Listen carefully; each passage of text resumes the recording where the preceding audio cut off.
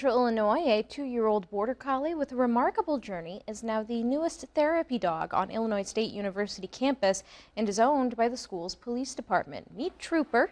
Even though Trooper's presence is valued on campus, he travels across all of Illinois, supporting police officers. His duties include easing nerves for cadets at the academy, offering comfort during crisis intervention training, or showing up for departments after tragic events. This journey for Trooper all started through Cook County Sheriff Tom Dart's Tale of Redemption program, where detainees help train shelter dogs in basic obedience skills.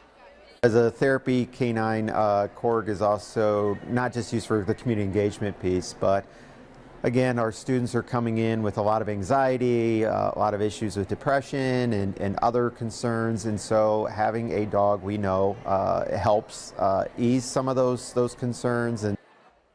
In order to gain the status of therapy dog, dogs like Trooper must successfully complete specialized training with the Cook County Canine team.